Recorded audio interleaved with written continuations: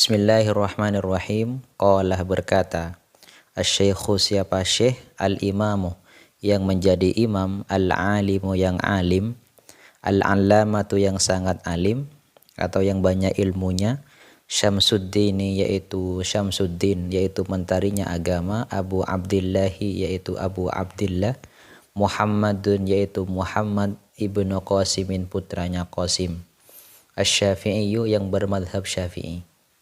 Taghammada semoga meliputi atau semoga melimpahkan hu pada syekh Allahu siapa Allah birahmatihi dengan rahmatnya Allah, waridwanihi dan keridhaan Allah.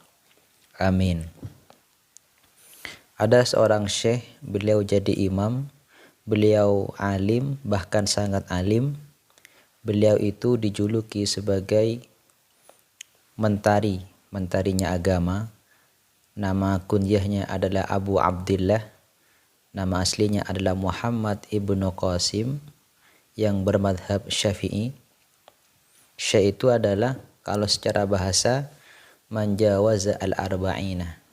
Orang yang sudah berusia 40 tahun ke atas itu dinamakan syekh, tapi secara bahasa.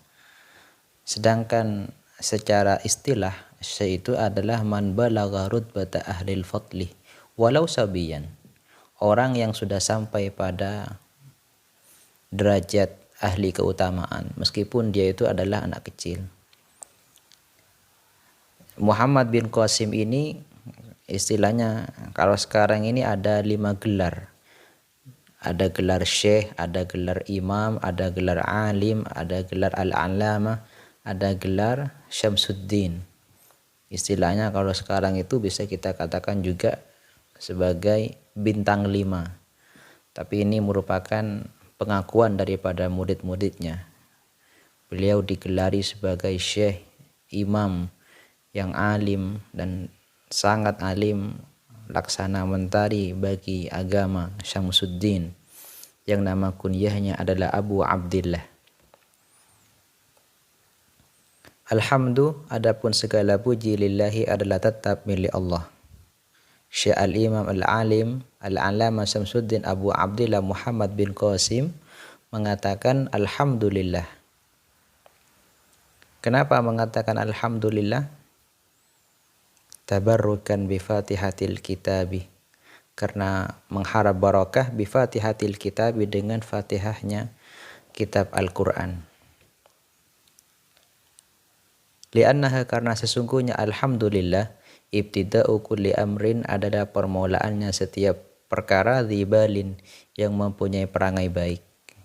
Jadi setiap perkara yang dianggap penting secara syariat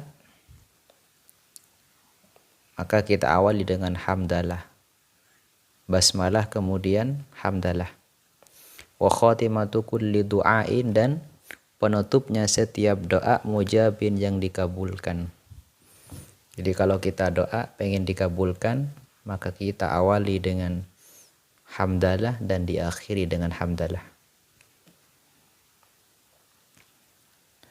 Meskipun juga ada syarat-syaratnya.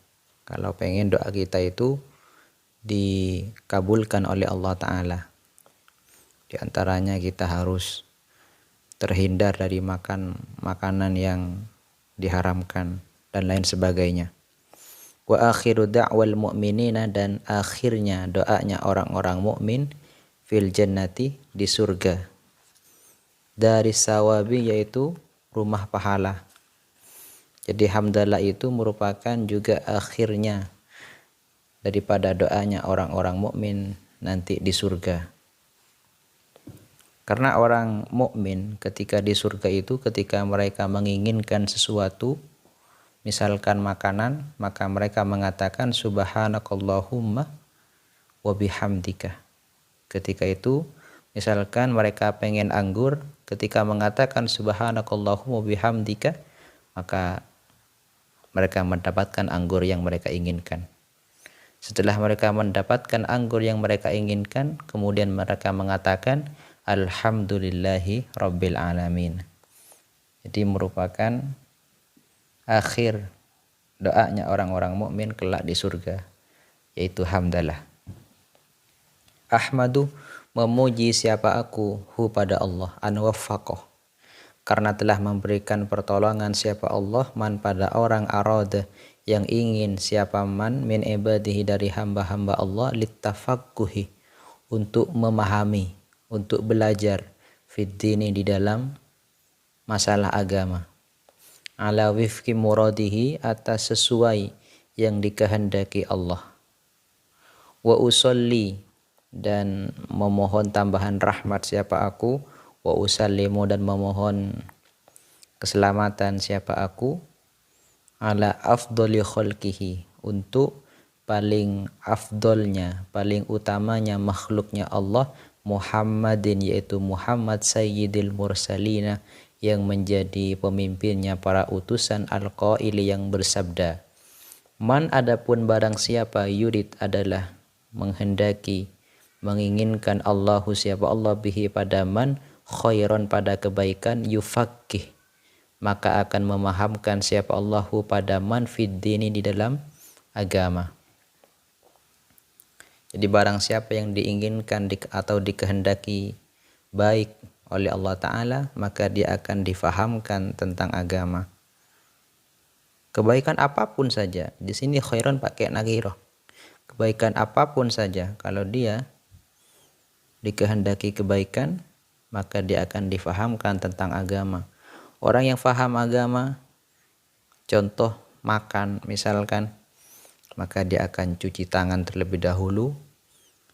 Dia makan pakai tangan kanan, mensyukuri apa yang ada, tidak mencaci makanan, makan dengan bismillahirrahmanirrahim. Kemudian setelah makan dia berdoa alhamdulillahilladzi at'amana wa saqana wa ja'alana minal muslimin, dan itu merupakan kebaikan. Orang yang faham agama,